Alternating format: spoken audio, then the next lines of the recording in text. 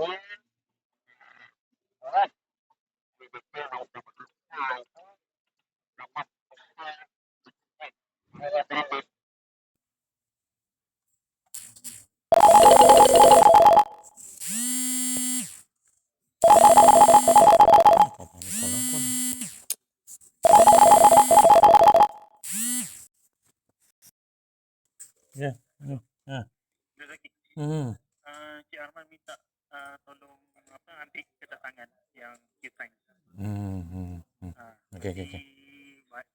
Tulis dalam Word, lepas tu kongsikanlah dalam grup unit ataupun kita buat satu file kita lah. Okay. File cetai. Okay. Buat sikit lah. Cetai apa tajuk meeting, tarikh bila, jam berapa, siapa pembentang dia, lepas tu kena hadiran. So senang kalau dia minta rekod, lepas tu kita ada lah. Okay. Buat gitu je. Alright. Simpan dalam file. Okay. Dalam soft copy pun simpan lah juga, nanti kalau Cik Aman minta kita boleh Dah. lepas ni boleh WhatsApp tu pun tak apa. Dah. Boleh?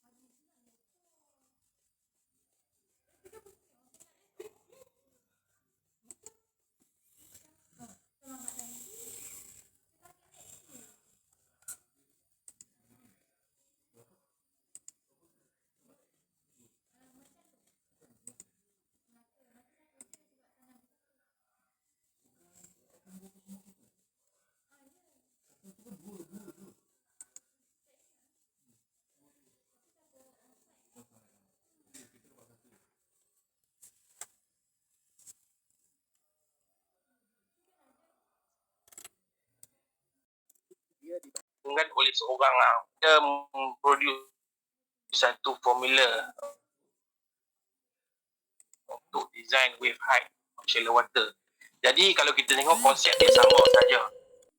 Konsep dia menggunakan dia punya kedelan design dia bentuk. Kalau kita ada SPM Show Operation Manual, dia menggunakan takrifan DS atau maximum water depth. Sementara berdasarkan design wave shallow water, dia menggunakan modified water depth. Kalau kita lihat dalam box merah ini, itulah modified water depth, di mana DT itu adalah kedalaman air di hadapan struktur dan hasilkan height di kawasan offshore. Jadi kalau kita ada value di kawasan offshore tu, kita kali 0.1, kita tambah dengan DT, kita akan dapat maksimum ataupun modified water depth. Ini kita times dengan dia punya coefficient factor, and then so seterusnya penentuan saiz batu dan dimensi struktur.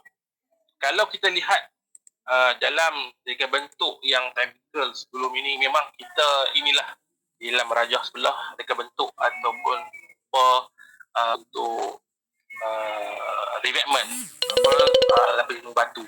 Memang dia ada crest, dia ada slope, dia ada lentur. Yang mana ini reka bentuk yang biasa kita laksanakan di kawasan pantai.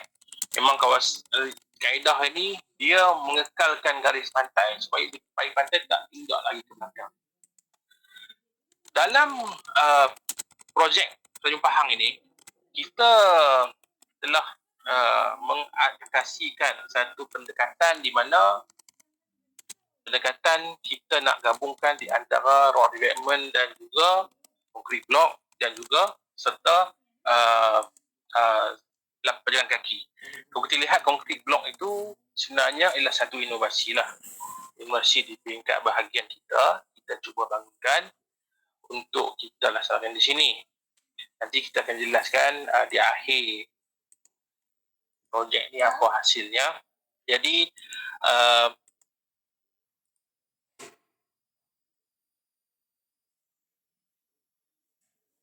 kalau kita lihat dimensi dan rupa bentuk concrete block adalah seperti yang dipaparkan. Kalau kita lihat bandingkan di antara batu concrete block ini dan juga sauk ini, antara bandinganlah kalau kita kira berat, batu beratnya 600 kg.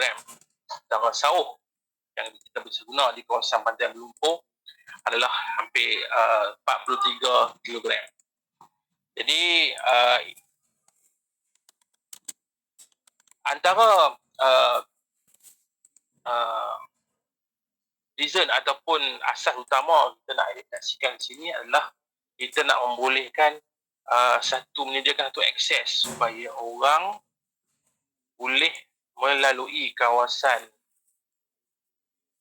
pantai ini dengan akses ke melalui concrete block inilah. Sebab kalau kita buat batu dan batu tu dia irregular dan mungkin tentang satu kesulitan pada orang untuk dalam projek ini kita cuba untuk kita pasang dalam skil yang kecil lah kan, skil yang kecil untuk tengok dia punya ketahanan dan keupayaan dia. So itu sikit banyak dari segi gunaan yang kita guna pakai dari segi lah itu. Okey. Seterusnya kita perlu pastikan antara parameter penting adalah crest dan toe. Sebab kita dah tahu kawasan ni limpahannya adalah limpahan disebabkan ketika waktu kan ekstrim dan kita daripada reka bentuk kita ini kita ambil kira beberapa faktor lah. Faktor antaranya silver rise, long term silver rise dan daripada calculation with and up, daripada data survey kita, pengiraan with set up dan with set up. Daripada pengiraan ini kita hasilkan satu value itu kita kena validate balik di tapak di mana macam mana dia punya. Jadi di kawasan dah ada 3.5, 3.4, itulah dia punya level kat situ. And then based on pada calculation semua dan dah selamat dengan kita sediakan satu kelebaran lebar crest yang mencukupi lah untuk air itu daripada melimpahi kawasan belakang. Jadi ini antara konsep yang kita gunakan untuk kita design crest. Jadi di bahagian tu pula kita reka bentuk menggunakan batu lah. Sebab tidak berkemampuan untuk dia nak tahan energi atau weight di bahagian tu. Jadi memang kita kena guna juga peranan batu sebagai struktur untuk kita nak halang daripada scouring. Jadi kita tetap kena guna scouring, tapi cuma dia punya elevation batu untuk tow dan sebagainya ni, kita kena pastikan supaya dia tak begitu tinggi, dan kalau boleh dia flushing dengan pasir untuk membolehkan nanti kalau lah orang ataupun orang awam dia nak akses sebagainya, dia tak begitu datang kesukaran pada orang tu kedai.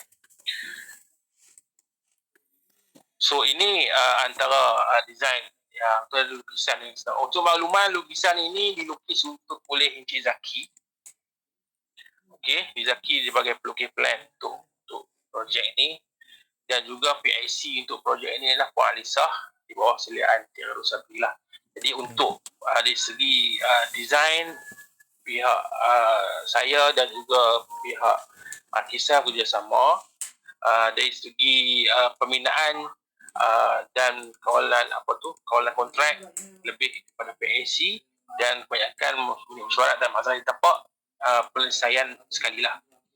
Dan ini adalah struktur yang sama, cuma ini kita menunjukkan ada struktur tangga di bahagian belakang ban kenaan. Ini kita tak sediakan tangga di panjang tu, tapi kita sediakan few location lah untuk membolehkan orang sebagai untuk naik ke atas tu, and then dia boleh menggunakan pejalan kaki. Jadi ini layout view, dan kita sediakan juga bench, dan juga pejalan kaki itu kita finishing dia kita menggunakan stamping, dan daripada sepanjang pembinaan ini kita memang semua projek pun kita tak dapat elak daripada ada isu dan permasalahan masuk projek ini. So kalau kita lihat di Alam Rajah ini, dia ada 2 lokasi, iaitu lokasi bagi pembinaan struktur inovasi itulah, inovasi untuk konkret blok itu. Tapi memang kita jangkakan memang kita minta pihak kontraktor untuk sediakan mall, sediakan sebab design tu kita ada, dan kita minta bantuan daripada pihak kontraktor untuk bersama kita untuk pelbagai alternatif, pelbagai manufacturer untuk buat benda tu. Saya tak pasti sama ada isu tak berpadanan dengan harga ke, ataupun dia tak mencukupi ke untuk kontraktor, saya tak pasti. Tapi bagi konkret blok berkenaan, maka struktur berkenaan tu dipindah kepada struktur tangga. Okay. Jadi ini yang telah dipersetujui lah di pihak DPS di Pahang, dan juga selaraskan dengan pihak-pihak orang. Jadi ini adalah gambaran akhir. Kita lihat di kawasan Pantai Penang. Kalau kita lihat di kawasan ini, kita ada struktur rem dengan tangga di kawasan ini, dan kita ada sepatutnya ini ada struktur blok, tapi disebabkan oleh struktur blok kenaan dipindah, maka kita ganti dengan tangga dan rem lah di kawasan sini. So ini layout akhir setelah kawasan kenaan, dan ini view akhir lah, ataupun kerja-kerja kopi pavement di kawasan atas, turfing,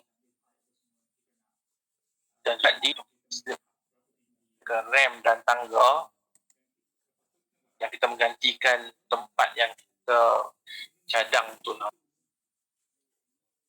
so ini akses ini adalah ban, dan lihat sini ada tangga. Sekian itu saja gambar untuk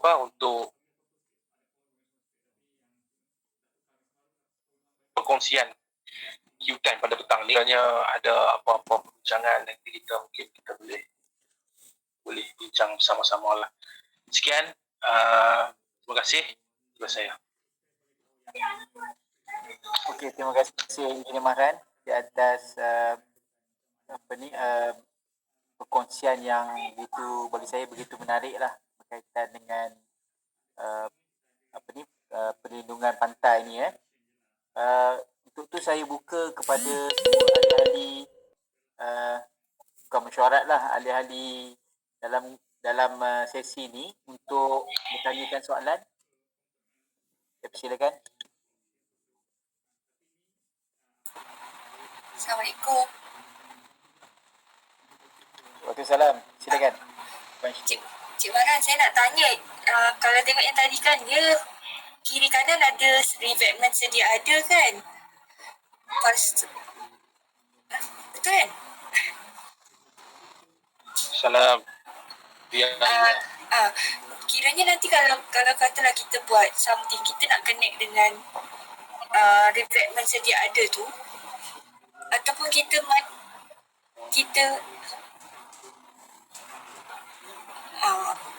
okey. Maksudnya soalan saya lah, kalau macam kita nak sambung dengan revetment sedia ada tu, kita nak kena tengok juga ke apa sizing dekat revetment tu dengan level kat revetment sedia ada tu, dia mempengaruhi ke kita punya reka bentuk yang kita nak buat baru tu?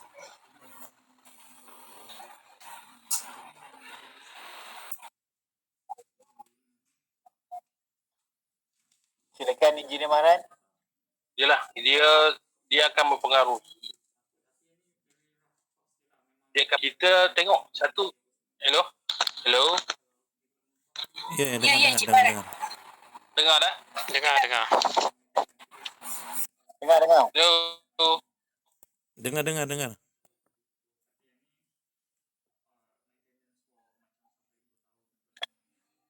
Okey. Ya, Cik Mahran, saya dengar. Okay, so memang dia sebenarnya dia satu bila ada satu struktur di kawasan pantai yang existing sedia ada, sebenarnya benda tu satu advantage kepada designer sebenarnya. Sebab kalau revetment di sebelah memang performing well, elok, tak pernah berlaku hadisat, tak pernah limpahan, batu pun semua berkenaan dengan star tu untuk dia nak buat design. Jadi dia satu kelebihan lah berbanding dengan kawasan pantai yang kosong, tak ada apa-apa batu. Jadi kita nak apply satu and then waktu tu kan dia agak menggugat atau nak asas apa. Macam kes ni kan, kita dah tahu kat situ dah ada batu, dah rock level pun hampir ada kat situ. And then kita cuba menghampiri level ataupun struktur yang sedia ada lah. So itu pendekatan yang kita guna lah. So kalau kata untuk lepas-lepas ni pun itulah dia, kalau kata kita nak design tempat tu, kita tengok kat situ apa yang struktur realistik yang sedia ada. Kita tengok dia struktur tu performing well ke, rosak ke, apa ke, di situ dia menjadi satu asas pada kita untuk kita nak macam Engineer Arman cakap tadi, boleh ada keadaan selesa untuk kita design. Kita sentiasa boleh tidur lena and then tak perlu nak fikir lagi jayakan design aku tak kan. Itu satu advantage lah.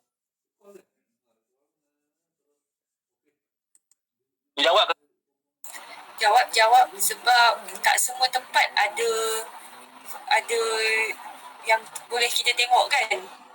Yang sedia ada ni kan, ada tempat yang memang tak pernah ada protection langsung. Kita macam Cik Mahran cakap, kita boleh refer lah kan.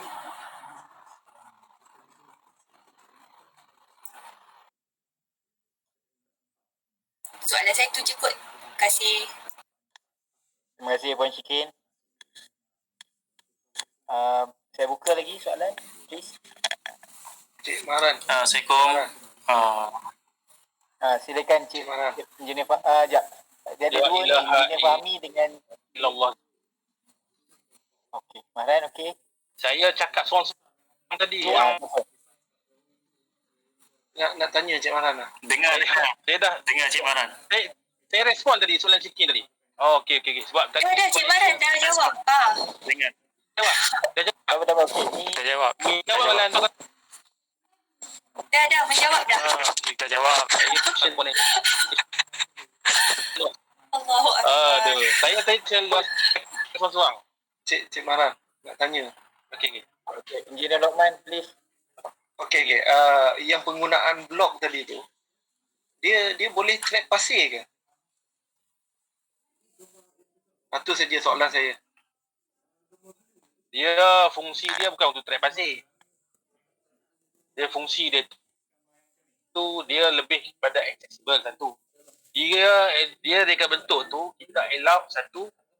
Kita cuba elak benda tu seringan mungkin supaya benda tu boleh masa pembinaan tu boleh buat. Tapi kita tak nak bagi satu masalah sebab kalau ringan sangat di kawasan Badan Timur ni boleh terangkat.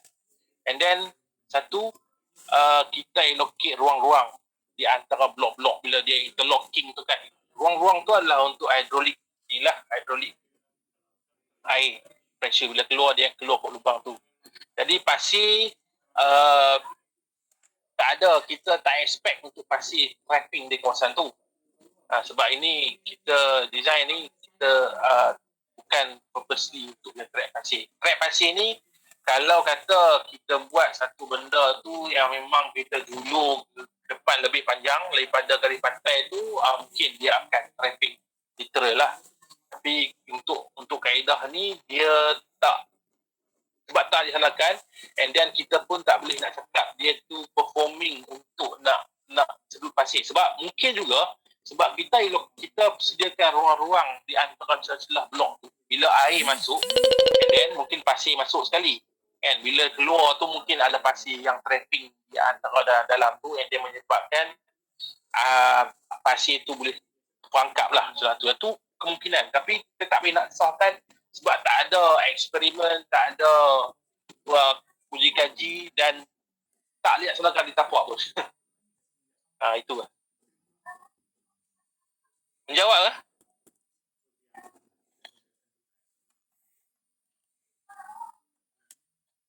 Engineer Lokman, okey tak? Ya. Kalau apa yang saya faham lah, lebih kepada accessibility lah untuk kawasan ni. Betul lah Engineer Maran? Ya.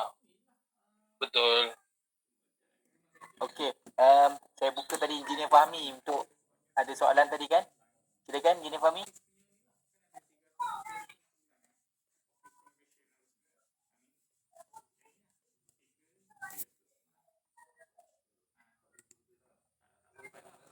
Engineer Fahmi ada soalan tadi? Ada. Silakan. Saya terlupa nak tekan butang audio. Okey, terima kasih Tuan Pengerusi. Okey, saya ada satu soalan. Okey, biasanya di kawasan daratan yang luar daripada kawasan coastal, biasanya apa-apa pembangunan kebiasaannya konsultan akan minta aras banjir. Maybe 100 years ARI ataupun 50 ARI bergantung pada design yang akan dibuat lah. Cumanya di kawasan pantai saya perasan biasanya konsultan ISMP ada juga letakkan platform level. So mungkin Cik Mahran boleh jelaskan apa yang faktor yang boleh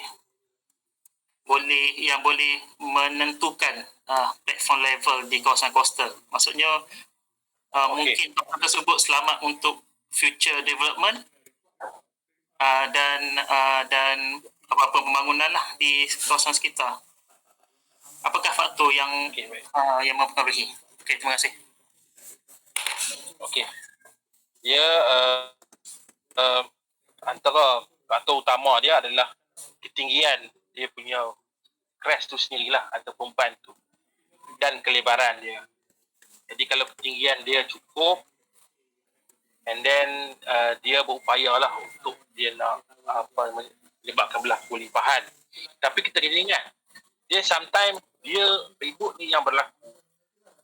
Dia berlaku, kita tak tahu dia berlaku macam mana segi intensity ribut tu datang. Mungkin jadi kita design, kita pun kena tie dengan ekonomi juga, dan juga dengan dia punya segi estetik di kawasan belakang. Dia tak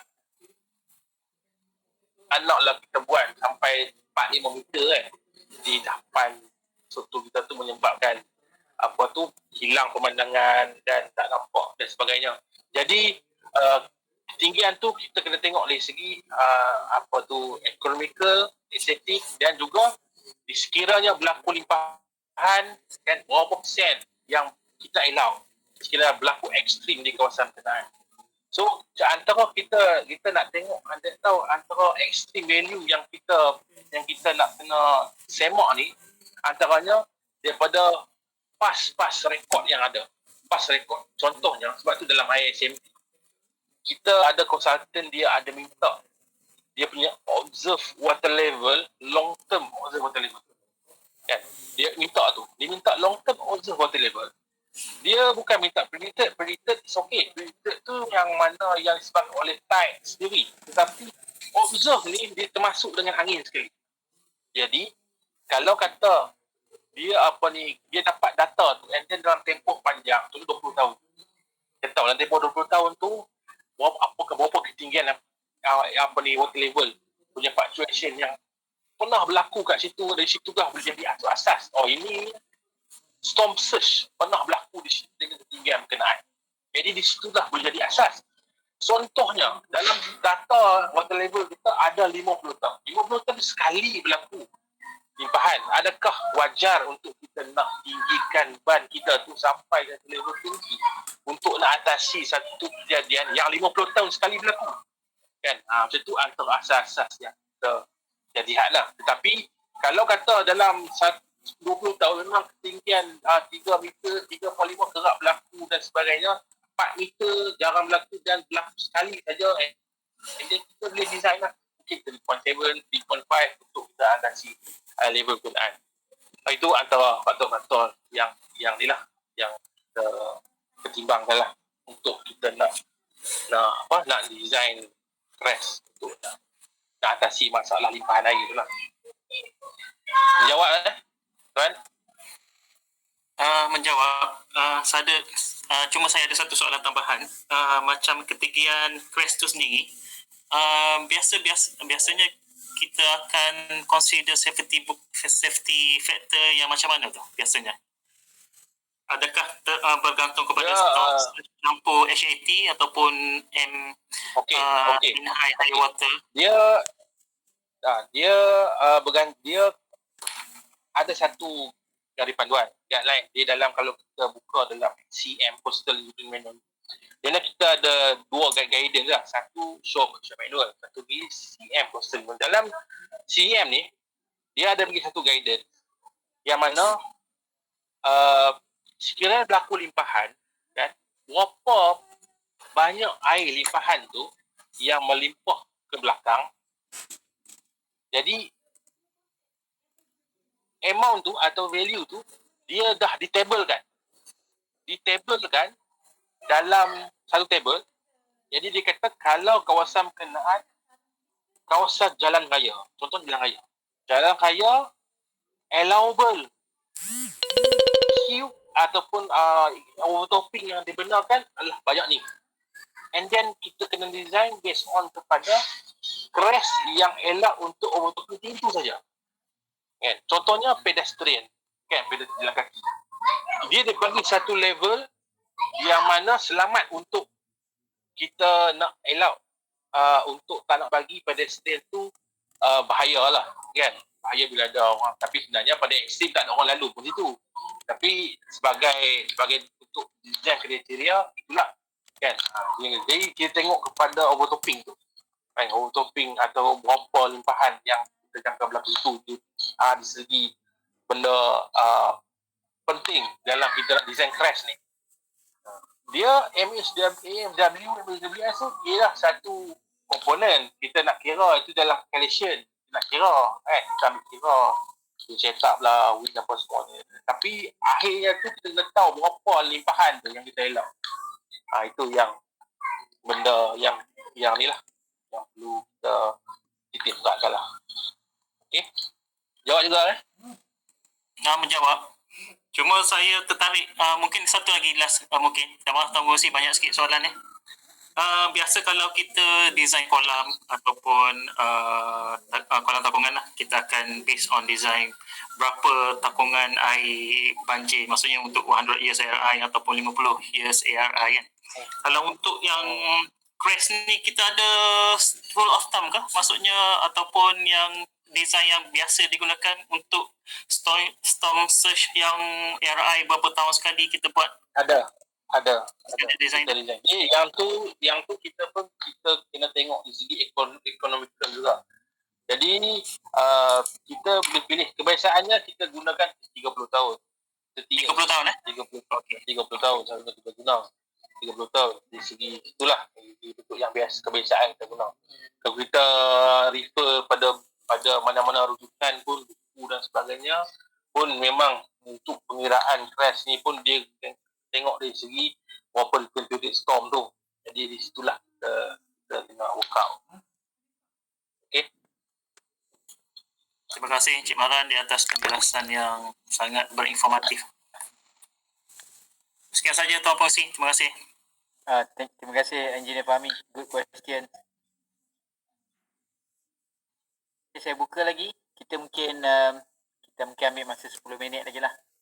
Sebelum kita ni, saya rasa bukan senang juga kita nak dapatkan masa pegawai untuk berkongsi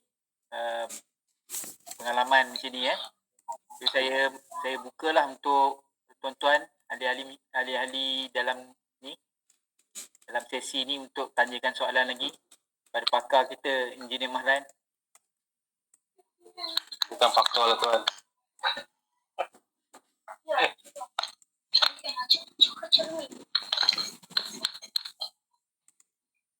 Atau yang daripada yang intern pun boleh tanya juga kalau nak tanya. Yang protege pun boleh tanya kalau ada apa-apa yang nak faham.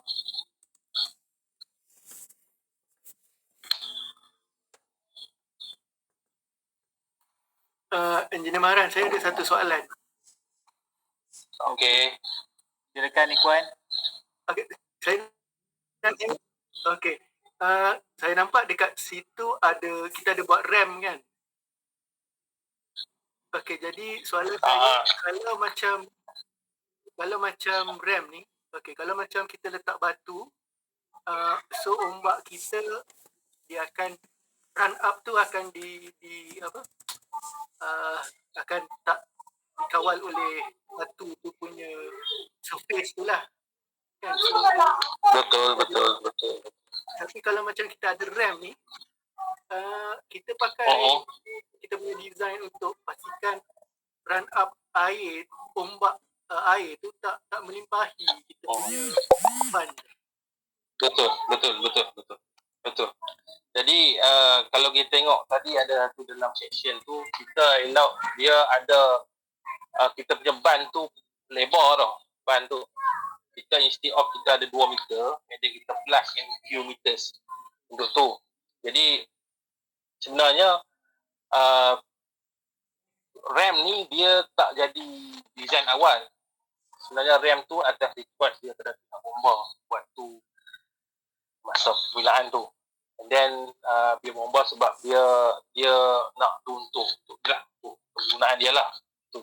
And then situlah dia akan tapi kita sediakan benda tu, kita pun pertimbang jugalah dari segi sama ada akan berlaku limpahan di belakang sebenarnya. Tapi kita dah allocate satu lebar yang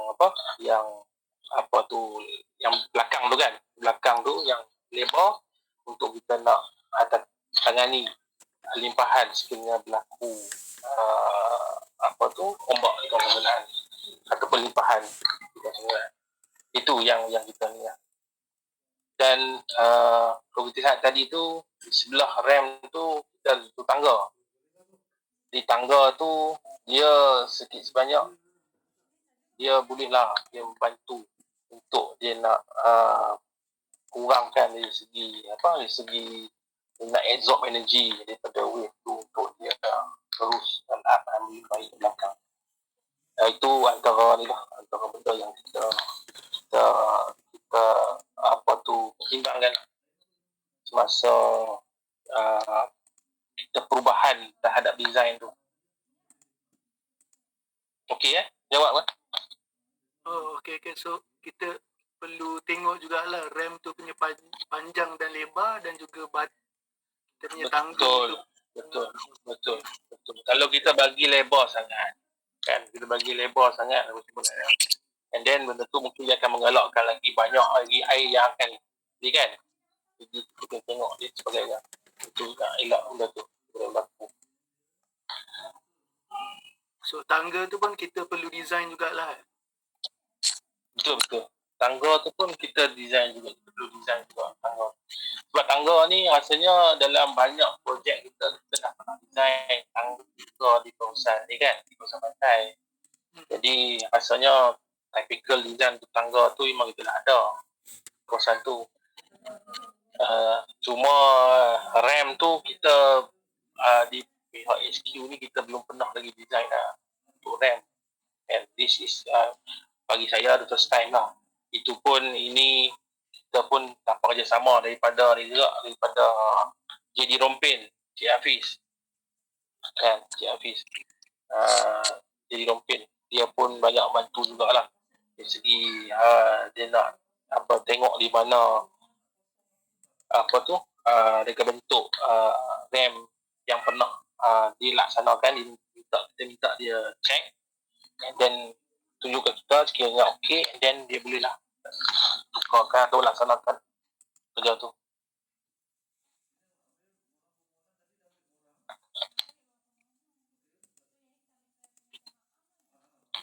Okey, terima kasih Cik Maran.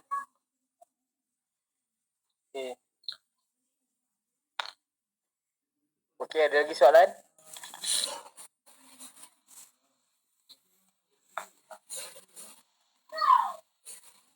Tuan Pengurusi, saya ada satu soalan lagi. Silakan. Engineer Fahmi.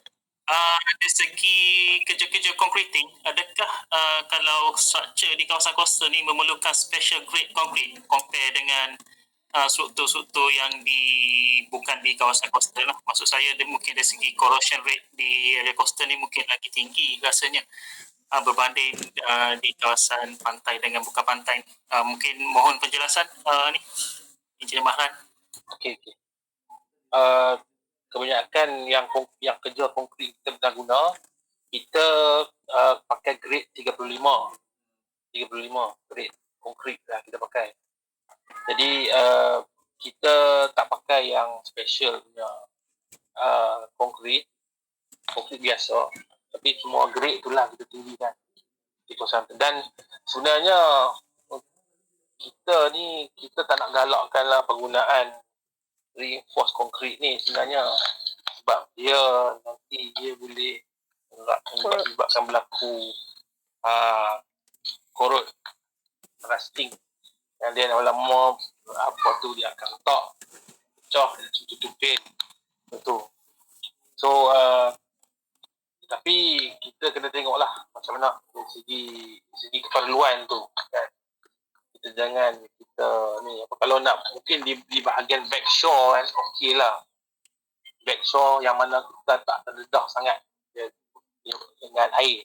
Nanti waktu keadaan ekstrim dia akan lalu okey lah. Tapi kalau benda tu memang sepanjang masa duduk di dalam air tu, and then kita kena hati-hati dari segi penggunaan konkrit. Kalau sepanjang masa konkrit tu terdedah dengan air, kan, kering ke waktu slide dan sebagainya, jadi dia akan menyebabkan jangka hayat konkrit tu lagi mudah untuk nak rosak lah. Tapi kalau kata kita buat di bahagian atas ni, and then bila high tide atau ekstrim baru dia sampai, dia punya tempoh lama tu akan jadi lama lah, dia kurang lah dia nak rosak tu. Itulah.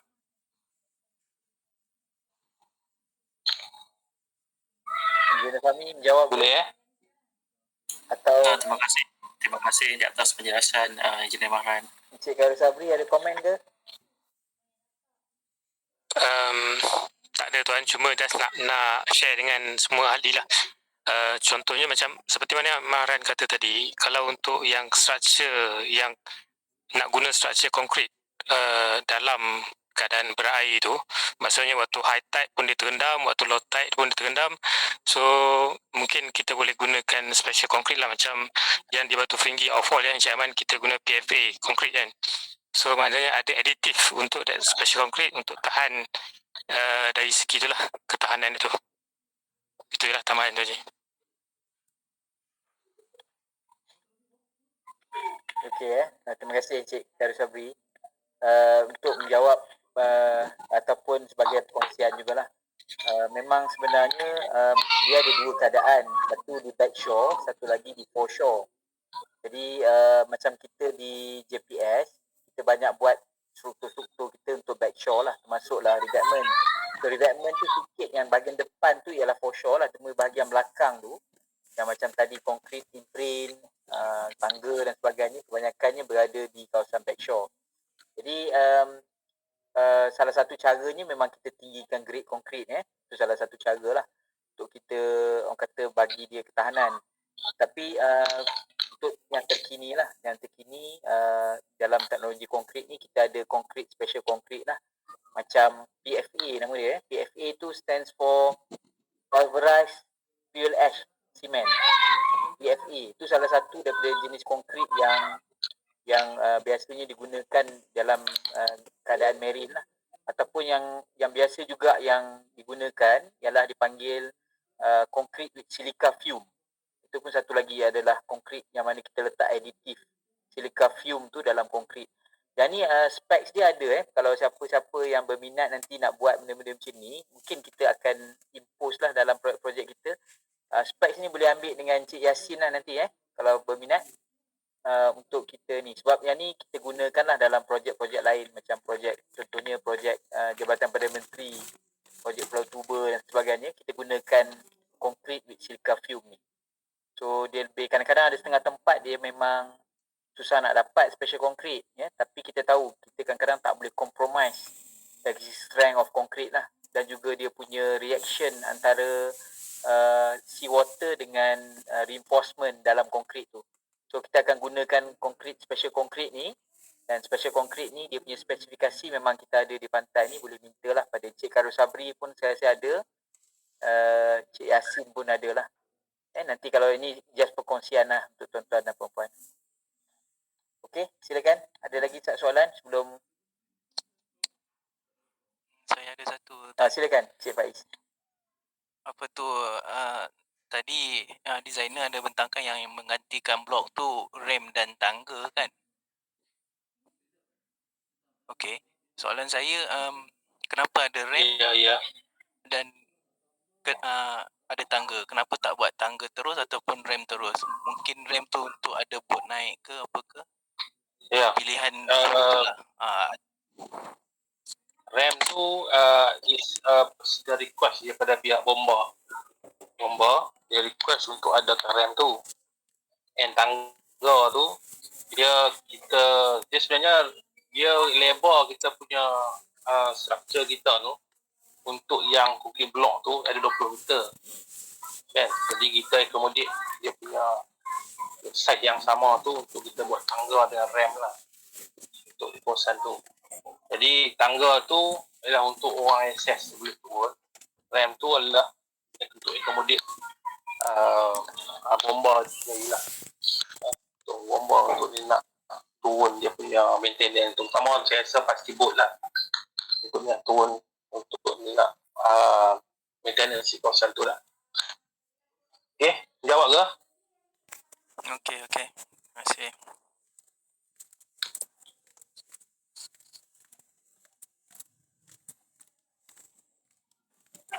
Okey. Ada lagi ke? Saya tengok unit Muara Encik Kuan tadi dah tanya Unit Muara ada apa-apa soalan ke? cuma just nak tambah sebagai satu kongsian untuk makluman, projek ni basically dah siap. CPC dah keluar pada 31 Julai tak silap saya. Kalau boleh Nurul confirm ke lah, 31 Julai. Kalau ikut kontrak asal bulan 2 next year habis. So kita memang dah hit schedule lah tuan. Yang ini mungkin disebabkan satu dari segi tempoh masa tu dapat dijimatkan sebab penggunaan concrete block yang engineer Mahran design untuk produk inovasi tu tak dapat dilaksanakan. So dia just proceed dengan RC step biasa. Itu yang saya nampak kat situ lah, dia punya penjimatan masa kat situ. Basically lagi satu dia faktor yang contribute kepada siap awal ni ialah prestasi kontraktor itu sendiri. Terima kasih. Sekian, terima kasih. Terima kasih Encik Garus Sabri. Memang saya tengok tahniah lah saya ucapkan kepada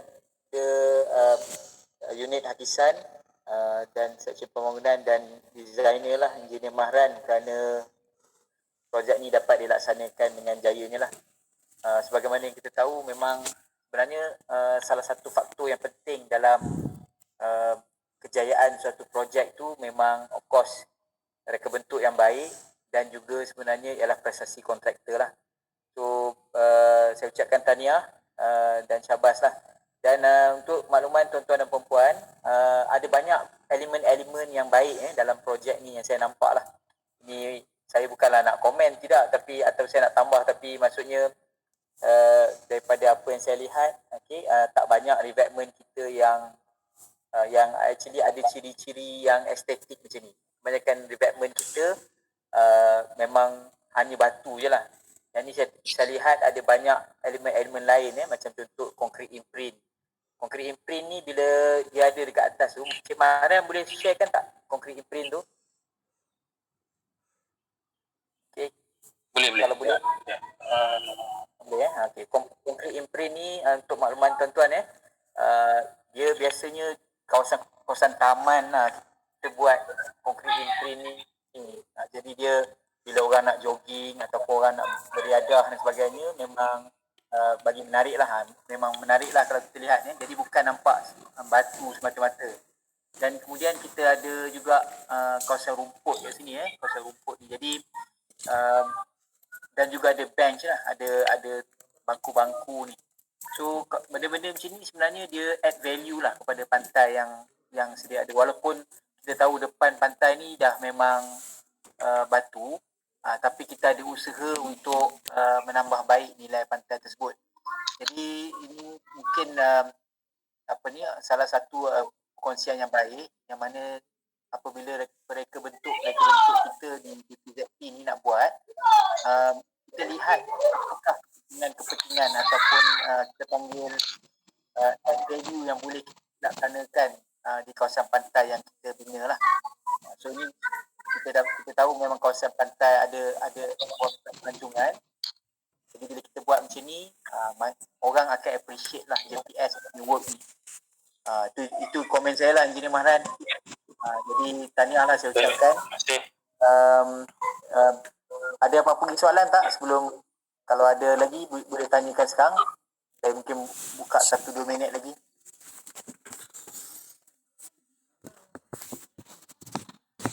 Cuma satu, saya nak sikit kongsi jugalah. Sebenarnya concrete block ni yang